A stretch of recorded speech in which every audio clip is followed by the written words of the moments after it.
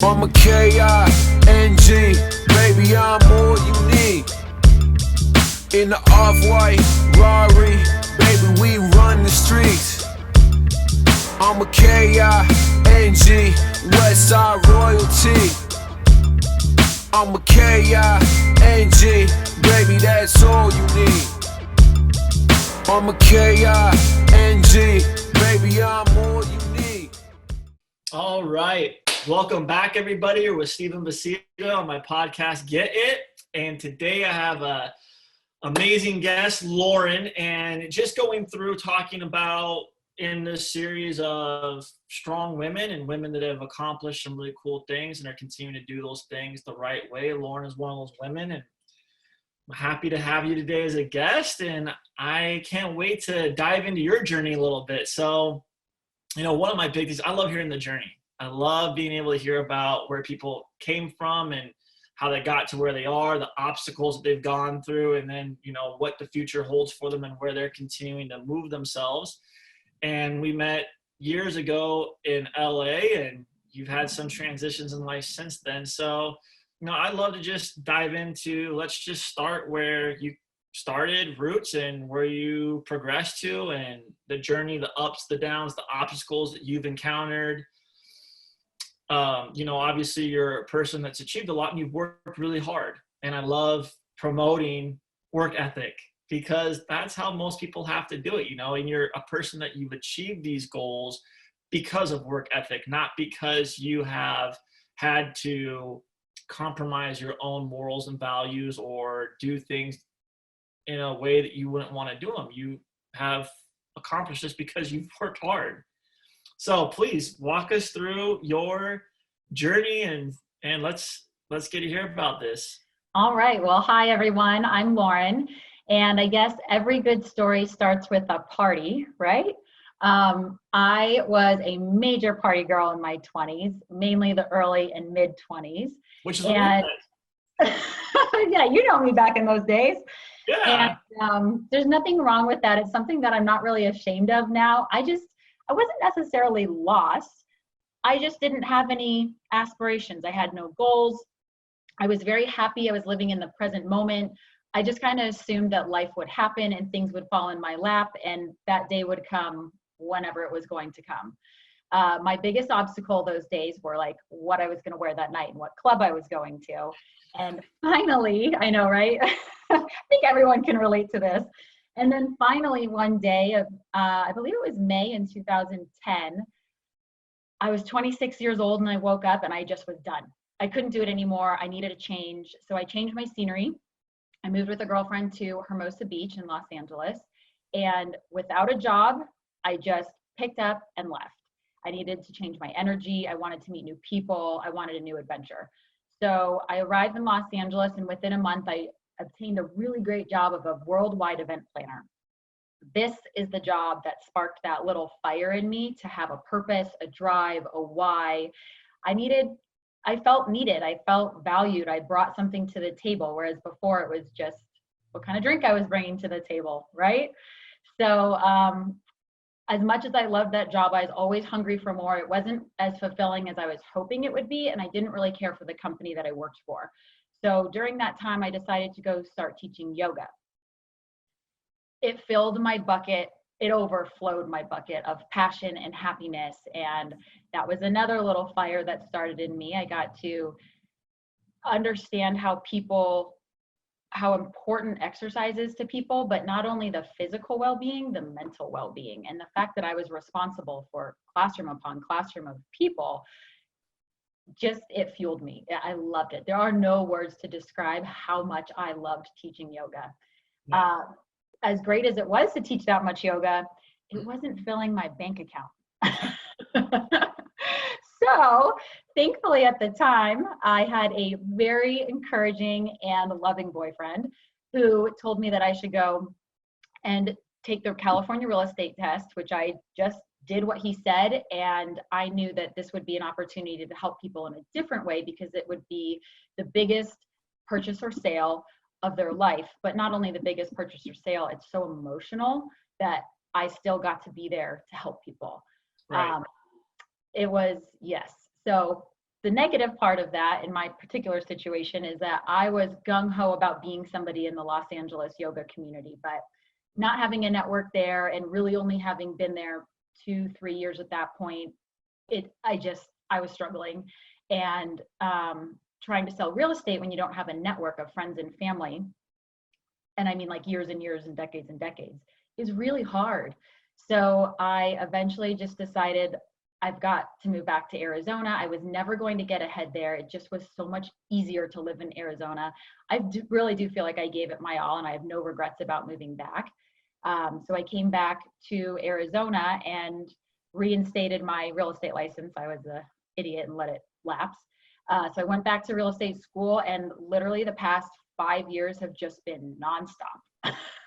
So, let me ask you, I guess then, so when you made that transition where you were in LA and you just were feeling like frustrated, and I would say, a little bit of the, hey, I've experienced this, but I just want to try and see what else is out there. When you made that transition in your life, how hard was it for you to really get going in Arizona? Because it's a brand new market, right? You haven't been established there, and now you're going into real estate. So how did you build your real estate business? How did you get to where you're at now? Because you are a single woman who owns your own home.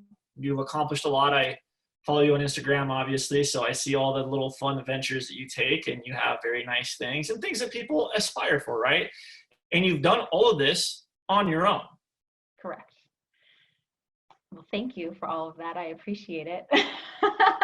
I am from Scottsdale, Arizona. So this is where I have people from kindergarten who've called me up. I went to Arizona State University. So now I have my friends and their referrals who are constantly coming to me. So my book of business, which blows my mind at such a young age, and for being in this business for so little time, and I talked to other agents who've been doing real estate and in the residential realm for 10, 15, 20 years, and they're still having to go out and hustle. Like, I'm a people person. I want to be social with you. I want to get to know you. I want to know your birthday. I want to know your kids' birthdays. I want to support you in your business. And when I think that because everybody sees real estate as a transaction, I feel like I've gotten a lot further ahead. I'm more interested in the person. And even when nothing happens with person A, I'm still receiving referrals from them, however long down the road. And it's incredible. So being back in my natural habitat, if you will, has really pushed me and catapulted me so far forward, because people aren't referring me because of the business I've done. They're referring me because they know me as a person. Like, we used to have this joke in college that you could tell me to show up somewhere in 1 year at 11 a.m. at this spot. I will never confirm with you, but I will be at that appointment. Like, that's my personality in a nutshell. So okay. I've been very fortunate to just have a supportive group around me.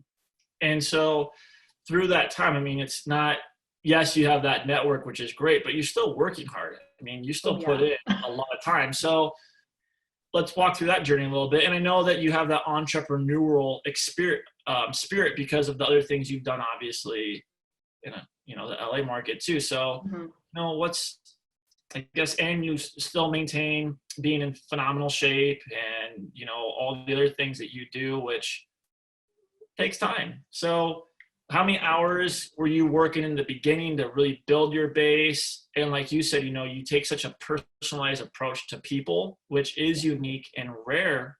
Like, my real estate agent is kind of what you said, it's a person that I've known and had a relationship with in a friendship for years and years and years. And he sold me,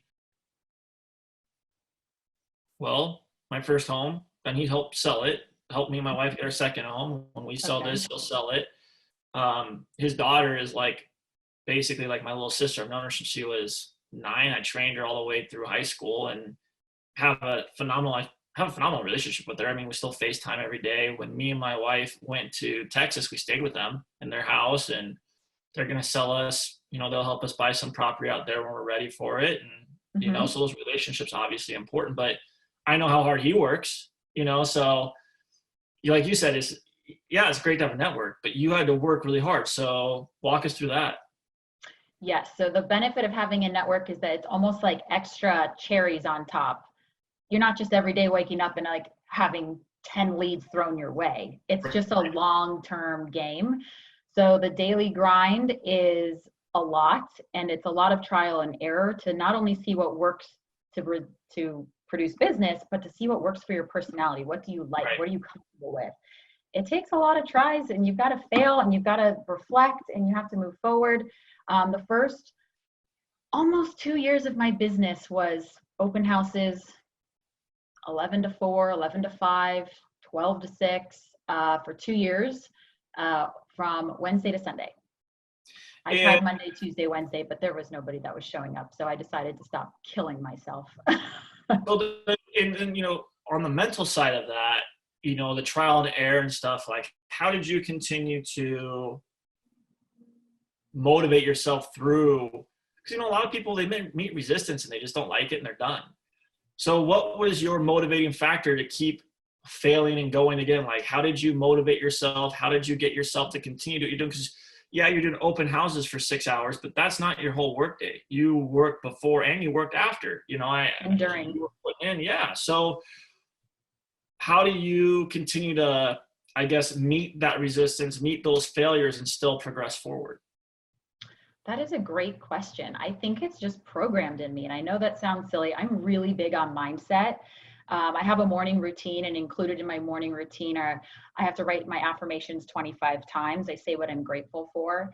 And I've pretty much brainwashed myself that I have to make a certain amount of money this year. Okay. And I feel shallow saying that, but it's my own personal goal. And I would never just sell somebody a house. I mean, I tell my clients all the time, I'm sorry, I can't sell you this house. And then they trust me because I'm being honest with them.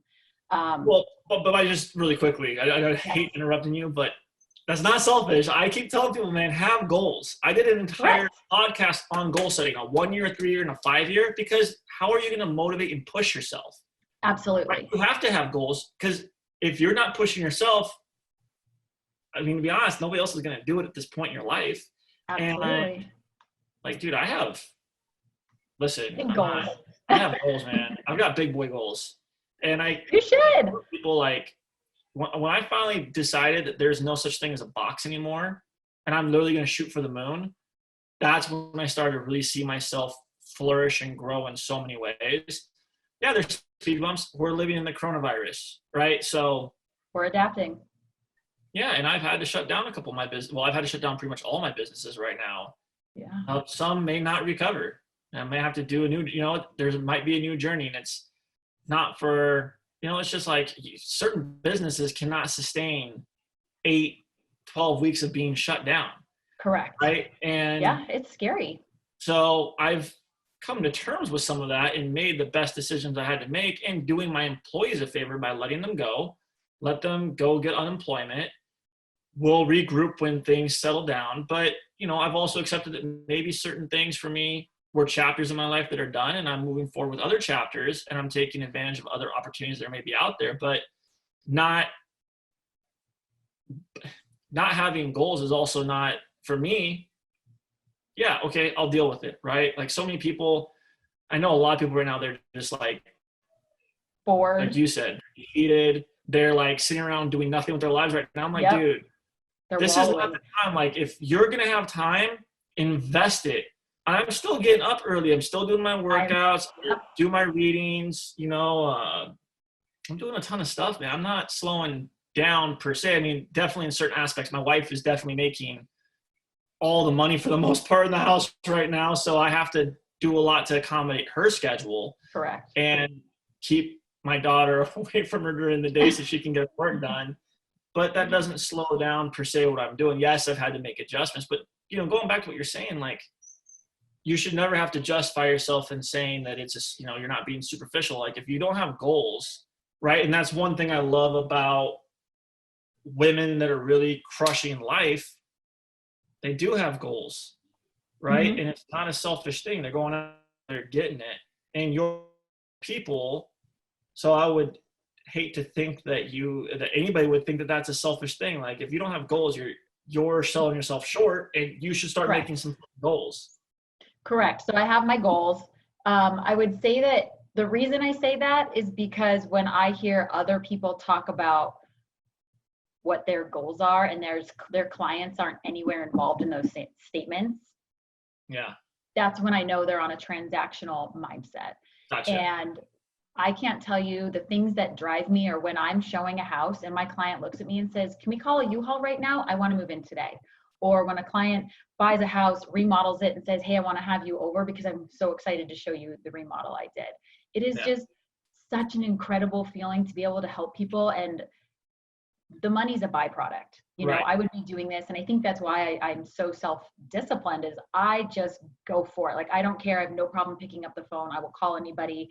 You know, thankfully, my party days didn't go to waste. They honed my social skills. I have so many friends, you know, like I have so many acquaintances. I've made so many contacts through those years.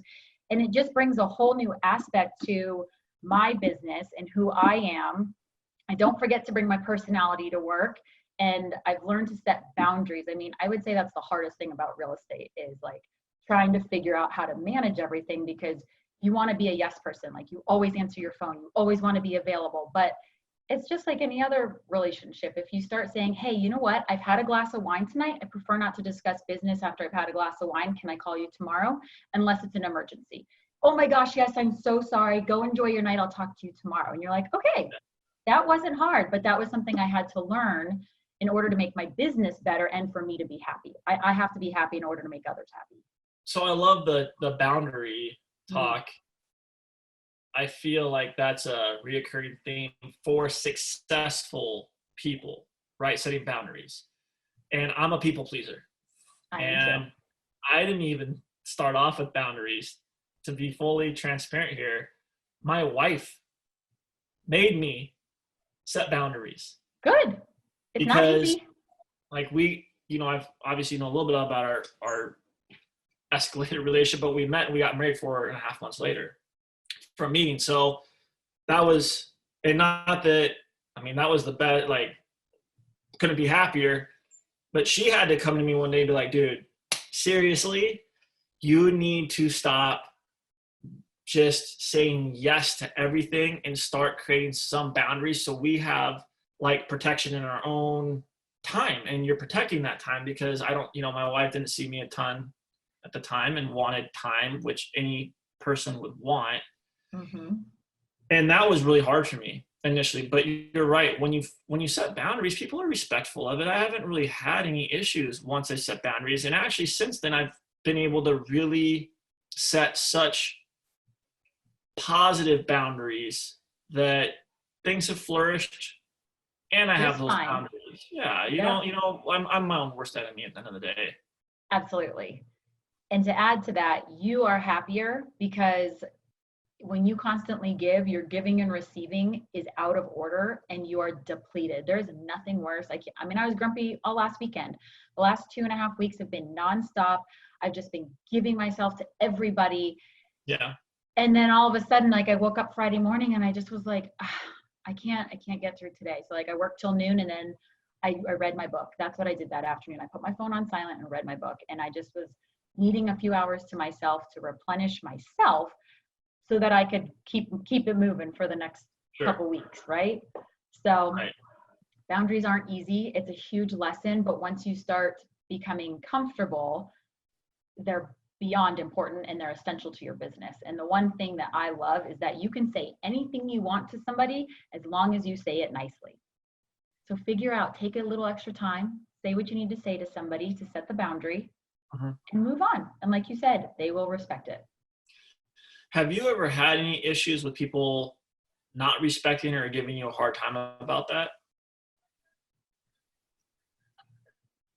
I feel like that's a whole separate can of worms. Well, in a professional sense, right? Like, I don't mean in a personal setting so much. I mean, have you had issues like between like clients that are trying to cross that boundary with you from professional to personal? I mean, I know that you're single. So have you had some of those situations? I guess you don't have to get into the nitty-gritty details. It was kind of a quick overview. Yeah, so I'm not sure if this is going to sound totally narcissistic, and I don't mean it like this at all, but that's how it's going to come out. Because of what I look like, I do have a lot of single male clients. And I think the most I had, it was in 2017 to 18, 25. Okay. Hell to the no. I stopped calling everybody because I'd call them to check in and find out how they're doing. Oh, do you have a boyfriend? That was the first question out of their mouth. And I just stopped. I'm like, you know what? I'd rather not have the paycheck than have to deal with this. Okay. So I've been trying to manifest and work on moving my direction to single women, families, and just mitigate the amount of single men I work with. It's just not, it's not something that I'm interested in, to be honest with you. But that's setting a boundary. It is setting a boundary, and I had to learn how to do that. I'm like nervous just thinking about it because it's not easy, you know, like right. I'm the people pleaser in me doesn't want to give up the business, like especially the pit bull side of me. I don't want to give up the business. Like I know you're going to be somebody's paycheck, so why can't you be mine? Why can't we just be friends and move along to the, you know, I'll still go get wine with you. I'm just not trying to date you. So that's been the biggest struggle for me. I mean, I guess I'm glad we're going down this route. So, you know, getting into that, like saying, okay, look, this is just not a venture I want to get in. You've obviously had some experiences there. What has been one of the hardest, you know, because you are dealing with people pleasing, you are a real estate agent, you know, these are probably referrals from people. Yeah. So what were those struggles that you had to kind of make peace with or go through in that process of just kind of eliminating that stuff? I've tried quite a few things. Most people actually don't know if I'm in a relationship or not. I don't post about a boyfriend because I don't have one currently. But I went down a path where I did wear a fake wedding ring for a long time. And then when people started asking me about my fiance and when my wedding was, I hate lying. I'm bad at it. I don't want to have to remember my lies. And my dad said, you don't want people to know that you're not engaged, because if people find that out, they're going to think you're a liar. Right. So that went down the drain. And I've just had to buck up and say stuff, you know, I try to turn it around and say, how is that going to get us closer to finding you a house? I've had to get creative, and I've had to flip it and just ignore it, or I will just say I'm in a relationship, or I don't date my clients. But again, that's like possibly foregoing a paycheck. Every situation's unique. It's not easy, which is why I really just try to work with the single women and families, because I feel like that's a safer, it's a little bit passive, but it's a little bit safer of a route. Sure. You know, man. So I struggled with certain aspects in being I'm trying to word this correctly here, but being in my field where, you know, I'm a strength conditioning coach, but we'll say personal trainer. Oh man, there were some challenges. Teacher complex right there. Right. Well, in my whole thing, like I said in the very beginning, like, look, I don't date clients. Correct. And I had a lot of like beautiful, single, younger women that did train with me. Right. And my big thing was like, look, I just tell people right out the gate, like in those first couple of training sessions, because it comes up, you're getting to know each other. I'm just like, hey, you know, I just don't date clients. And I wouldn't even go out and party with clients. And when I say party, I mean go out to a club and drink. I don't do drugs. So for anybody that is taking this in a different way, I never do drugs. But you know, like, yeah, those things can be challenging, right? Because then the other factor too is, well, some of those women are training with you probably because they're hoping that you're going to. And I saw a couple, you know, I don't know if it was because I wouldn't date them, but I saw a couple of the clients where they were like, all right, you know, and they would go train with another single guy. And I just, you know, my morals and ethics and where I stand is in my own personal faith, it's just not my thing, and I'm not going to sleep with you. So correct. Those aren't options.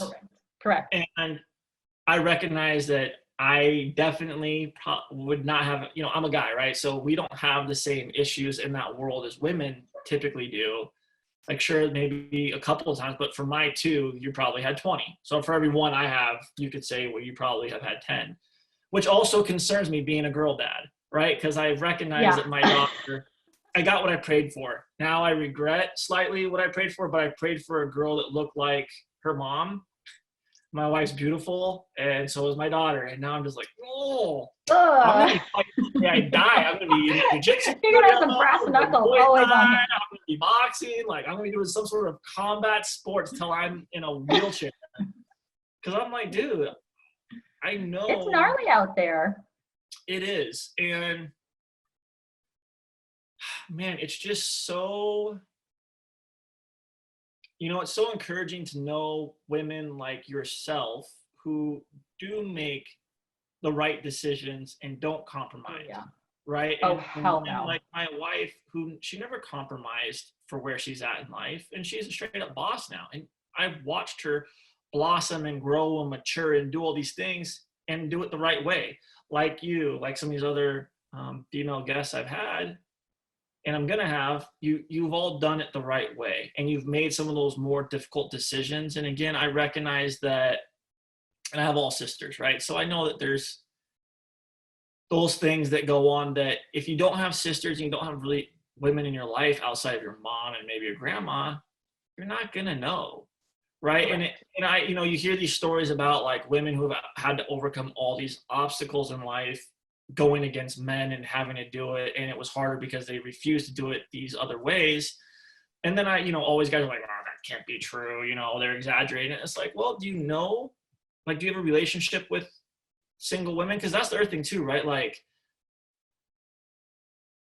when you get past like your mid-20s, and I tell people this all the time, and I hate even saying it because it's hard to say, but it's true. Like when you get past your mid-20s, if you're single as a man and the woman's single and you're both straight, somebody has an invested interest in the other person. It's not platonic anymore.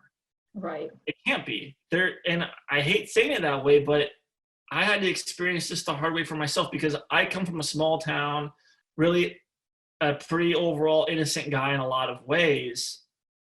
And I'm just a friendly, happy-go-lucky person, and the times that we've hung out, and I know I was in a relationship, but I'm just a happy, energetic guy. And that's just my personality. I love everybody having fun. When I was younger, I was the life of the party, especially in college. I would go and the party get turned up, like that's just the kind of person I am. And in respect to that, so I always had a huge group of female friends, or at least I thought we were all just friends. And what was the big wake up call for me, which was crazy, but I had a relationship for a little over a year when I had moved to California. I'd been in California for, I want to say, probably 8 months to a year. It might have even been a little over a year now, but then I had a girlfriend for a little while, about a year, and we broke up. And then I was single for like a 4 or 5 year stretch. And so I developed all these relationships with all these women. I lived in Newport Beach, on the beach, all kinds of stuff. So, but I just had, I want to say I had a 50 to 80 women I hung out with on a, bi-weekly basis. I was always going out to the bars. Girls were always coming. I was always meeting new girls, hang out, do movie things. I mean, just, living life, right? Like beach days, all kinds of stuff. And so girls were always coming around. When I ended up in a relationship at that point, which you actually know who the person was. So we started dating, and, eventually that relationship kind of matured a bit, and I had kind of X'd off things with girls, and some girls didn't take it too well. And then we obviously stopped dating, and then I had another girlfriend. And then girls really started to I started getting texts, calls, girls coming to my place like, why didn't you pick me? What was wrong with me? I'm like, we're friends. What are you talking about? And this actually happened in almost an overwhelming, and this is when I finally woke up and I was like, oh, well, you clearly can't just be friends. And then I ended that relationship, went back to the previous relationship with who that is. And that, there was a mass exodus. Like the few that kind of hung in there at that point were all gone. Like at that point, I was like, wow, there really is this. And these are girls I'd never done anything with, make out with them when we were drunk or mess, none of that. None of this stuff happened. I just really thought we were friends. that was a really good wake-up call. Yeah. And, I'm so glad that it happened at that point, because then after I broke up with her, I had a few months of singleness before I ended up with my wife, but I did not run around the, area trying to make a bunch of new girlfriends. I was like, look, I get it now. Like, if I'm going to interact with a girl, ask her on a date. Like, that's just how this is going to go. It's not because we're friends, and it really is, it's so challenging, because I really am such a friendly, happy-go-lucky, like, people-pleasing. I love relationships with people, right? I love being to know people and invest in their lives, and so different. And then now, It's completely misread. oh, And 100%. that's what sucks as a girl. It's like, just because I smiled at you or I had fun with you, or, like, it just is completely misinterpreted. Well, and I just think that it goes back to, like, you can't be friends at a certain point. Like, if you're single Right. and you're straight, and a guy is single and he's straight, one of the two of you on the low, Feeling like, something. you're going to be trying to, at some point make that work out, Yeah. which is a whole different, unique problem these days, right? Yes, it is. So I commend you on being very selective in who you take, and it doesn't affect me now. I mean, everybody knows I'm married. I got a wedding ring on my hand, and it's, and I talk about my wife quickly in any conversation. Her pictures are everywhere on my devices, which people see. And those are all the signs that you are honest and you're truthful. Whereas you have the other people who are in relationships and it's hidden and it's a secret. And, you have two walks of life. Yeah. Well, I'm huge on boundaries, like, right out the gate, at the time, Tara, when we were just dating, I was like, look, nothing to hide. Here's the passwords to my devices. Here's the passwords to my email, social media accounts. Check anytime you want. I've got literally nothing to hide. And to this day, it hasn't changed. My wife has full access. I've got a little tracking thing on myself to her phone, which Tara thinks I'm always an overkill. I'm like, look, that's fine. I would rather be overkill and have no cracks in the foundation than just be on the low, like, not fully communicate. Like, even if and I don't meet with women at night. Friends of 15 plus years, I won't meet with at night if there's not another person there. And Tara knows that. And she's like, come on, guy. And I'm like, look, I do public speaking. I own multiple businesses. People know who I am. It can be perceived as something inappropriate. I'm not one of those faces that's, people are going to mix me up for a celebrity. I don't look like I'm a pretty unique looking guy. People know. They see me, they know who I am, right? I was like, there's just no purpose. Like, there's no reason for somebody to think anything. And, like, so if I'm going to meet with a client during the daytime for coffee or something, Tara gets a text. First of all, she already knows about it in advance. She gets a text when I leave where I'm at. She gets a text when I get there. She gets a text when we're leaving, and a text when I get to my next place. And at no point will I drive with that person. It's only happened one time in our marriage, and it was unexpected. It was a female client. She had just gone through, like, a brutal breakup. She was emotionally shattered. She showed up to the gym. She'd been crying for a couple hours beforehand. And then she showed up and she started crying. So I I don't want to be, I was like, look, we're clearly not going to work out. So I was like, look, let's just go get coffee. I'll get you coffee. We can sit down. We can talk. I called Tina. I was like, hey, babe, I'm going to take this client of mine. Told her her name, all that. We're going to the Starbucks by the gym. Just told her what's going on. I was like, look, are you good with it? And she's like, yeah, of course. So we went there. And that was the one time I drove with, took my client there, got her coffee, hung out, and then drove her back. But I just don't do that, because there's just no point. Yeah. And then people think I'm crazy, like, you're just too overboard. I'm like, okay, well, my marriage is great. When we've had some brutal speed bumps that we've hit. And it's just like, look, at the end of the day, though, no matter what hits us, like, our foundation is straight up, no cracks. So you can come at me with whatever you want, but I've done nothing. And I have no regrets. Like, I've never been inappropriate. And, I'm really careful. Like, even in how I engage women, like, I am a hugger. I'm a physical touch is part of my love language. Yeah. I am very careful where my hands end up at all times. And even in training, I have cameras all over my gym, every single angle. Protect me, protect you. I am so careful with where my hands are. I explain everything. I'm very vocal, like, hey, I'm going to help correct you now. My hands are going to go on your back, or they're going to go here, like, this day and age, you can't be too careful. You cannot. No, and you it's definitely a can't. good check for, I'm always telling guys, like, look, be above reproach in everything you do. You don't need to, what's the point? You think that you're never gonna, in your whole life, be able to have a woman that's gonna be consenting to you have your hands on her in a sexual way. Like, you're gonna get married, I would assume, at some point. But why be the person that is inappropriate and people know you as that person? Like, even when I was single, I wouldn't do that stuff. It's not necessary. It's your reputation. 100%, which we live in a virtual world. Pre-corona and post-corona, it's still a virtual world. Everybody's got social media and cameras on their phones. You don't know who's freaking filming you or taking pictures 24. Everybody is a potential picture taker, right? Can get you in any way that they want. Like, I can go to freaking Carl's Jr. one day, which, I'm not gonna lie, there are times I am busy, especially during recruiting season. Like, I gotta eat, put in long days.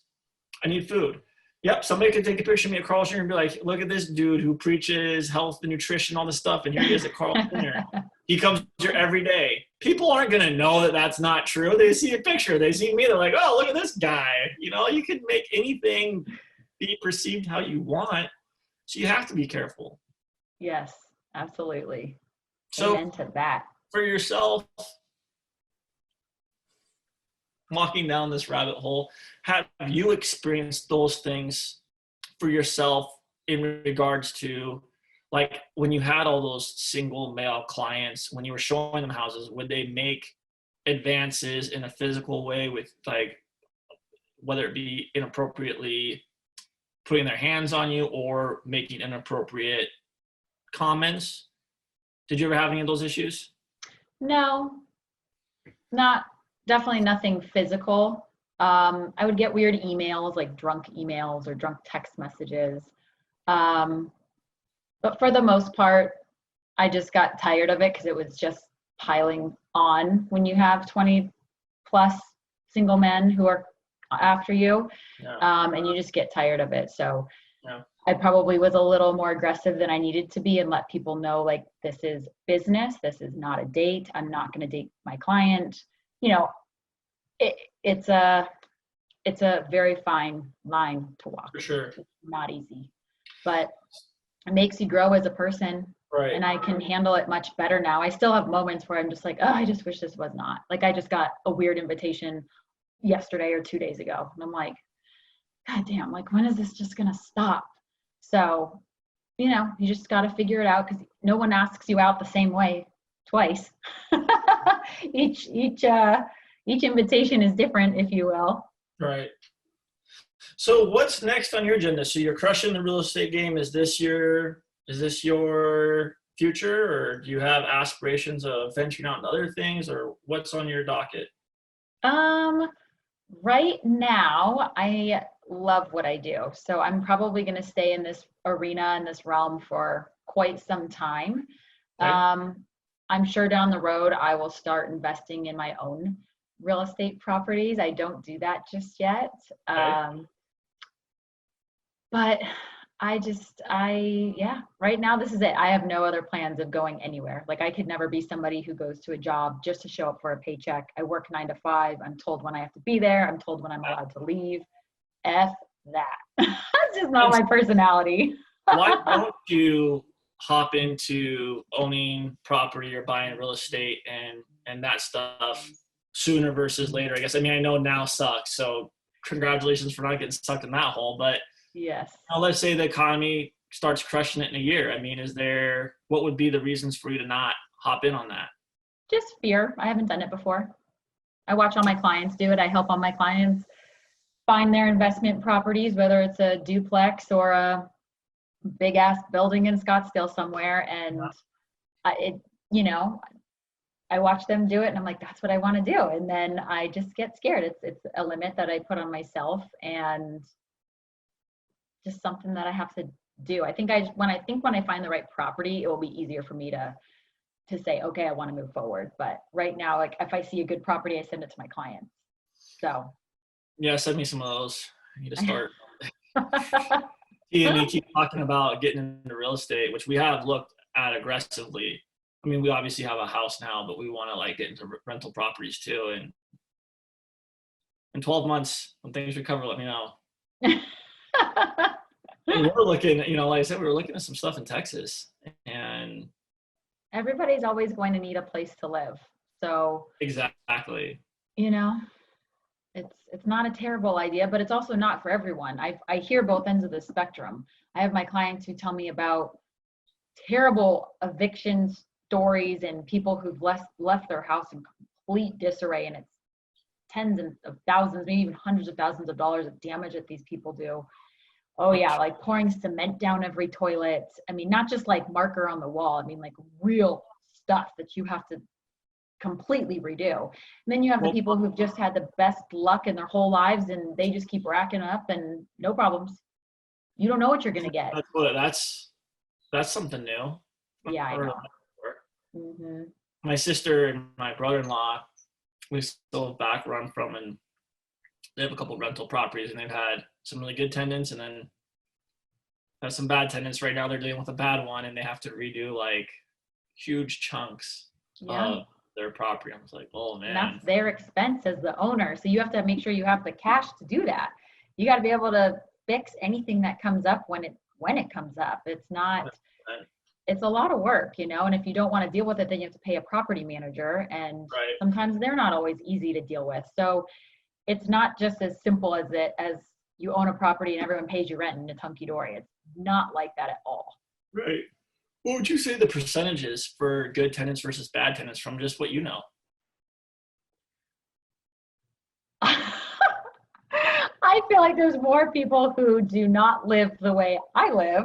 And I don't mean have a nice place or nice things. I mean like your rent is due and you need to pay it. I think most people just will push the envelope as far as they can.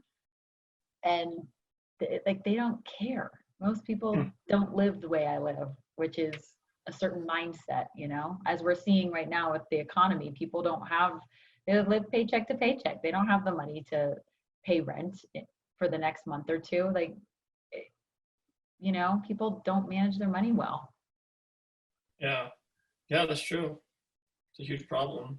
Yeah, I think it's like, I want to say, I heard a stat, it was like 85% of people live paycheck to paycheck in this country.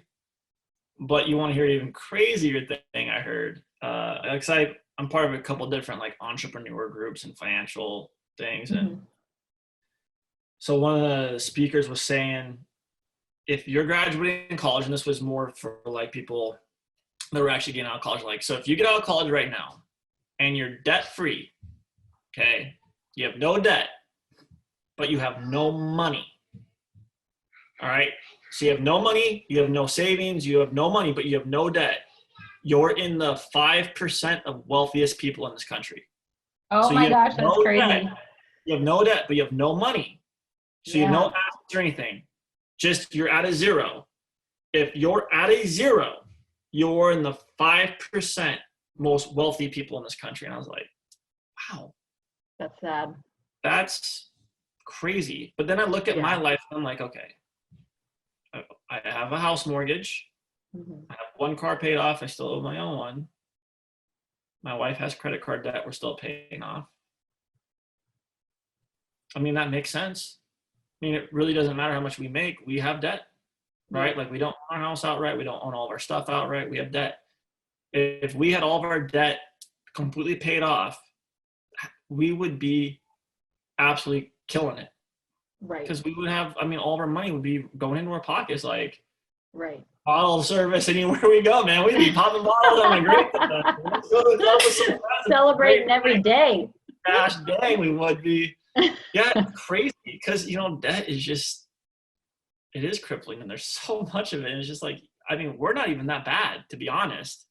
But and that's one thing with real estate is that when I have clients who see homes, they start at this price point and then they're like, oh, but if I just go up 10,000 or if I just go up 30,000, and then all of a sudden they've gone up a few price brackets, and then they fall in love with this house that's like, they're going to be making a monthly payment that they're really not comfortable with, but they see the house. And again, the emotional side of them comes out.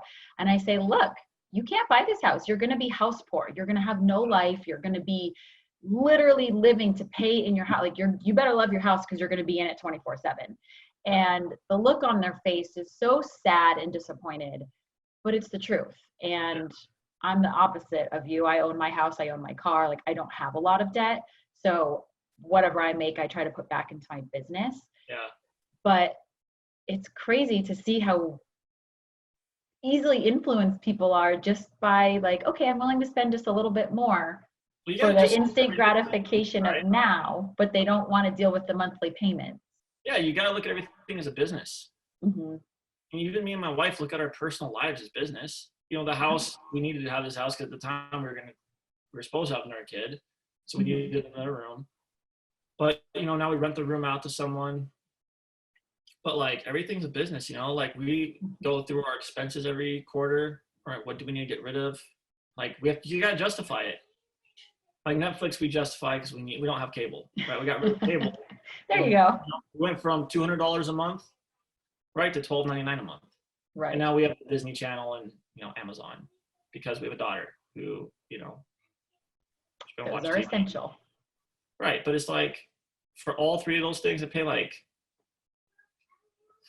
for all three things we're paying, maybe it's under $40 a month. Versus $200 a month. I don't even watch TV. I mean, I watch Netflix at night, but I turn it on and I fall asleep within 5 minutes. I'm not watching much. T will watch an entire show and she'll be like, "Did you love it?" And I was like, I didn't see it. "Yeah." The 5 minutes I saw, what I'll do is I'll rewatch it over the course of the next couple weeks and I'll tell you if I like it or not. Although the one show that got me was that stupid show, The Tiger King. Oh my gosh. Oh, I have not watched it. I've heard all the reviews, but I haven't watched it. Dude. The guy that made that show is a freaking genius because it just sucks you in. It's a reality. I mean, I don't want to get into it, but it got me sucked. Yeah, let's not. Because I don't think you're gonna be able to stop. Dude. Yeah, if you don't want to watch TV, do not watch The Tiger King. And I've told a few people about it, and they did the same thing. They binge watched it. I'm just like, gosh, that show, they did such a great job. I'm not trying to promote a show on here, but seriously, that show was phenomenal. They keep you going, man. It's number one show for a reason. Yeah, that's true. That's very true. Do not watch it. Do yourself a favor. There's no intention. Yeah, that's good because it's just a time sucker. But it's nice to have those once in a while. But I guess to wrap up, so you're on your journey you're on. If people have real estate questions or just kind of want to follow your journey, what's the best way that they can do that? Oh man, Instagram, I'm _Lauren, LAUREN .house, HOUSE. That's my last name, not because I'm trying to be a used car salesman, and then _. So it's _Lauren .house _. Facebook, Lauren House, email. Do you want me to say it? Yeah, go ahead. Okay. It's Lauren, LAUREN @LAURENM house.com. So Lauren at laurenmhouse.com. Love it. Well, I'm excited to continue to see how successful you grow and become. It's been fun getting to see your little journey in life as well. And I appreciate you taking the time that you've taken to hang out with me. I know that it's still time regardless of how much or how little, you're still taking time to hang out. So I appreciate you so much. Have a wonderful rest of your day. Stay safe, stay healthy. Right. And I'll look forward to talking to you again at some point. Yeah, absolutely. Thank you for having me on here. And I really hope that if anybody has questions, they reach out to me. It doesn't have to be about real estate. It can be about being a leader, being a woman in business, how to handle things. I don't think that you always know how to go about certain things. I mean, collaborating with other people it's done for a reason because there's so much magic in it. And I'm a lone wolf. I fly solo in my business. And sometimes I wish I had someone to lean on. So I've created those relationships for those I can call, but sometimes it's easier to talk to someone you don't know. Just saying. Oh, 100%. Definitely. Yes. For those of you out there, especially you women, definitely 100%. Yes. Network. So I'm always there. Always there, always happy to help, always happy to chit chat. Just my personality. So thanks, Stephen. I love it.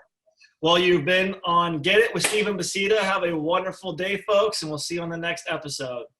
Take care. Bye-bye.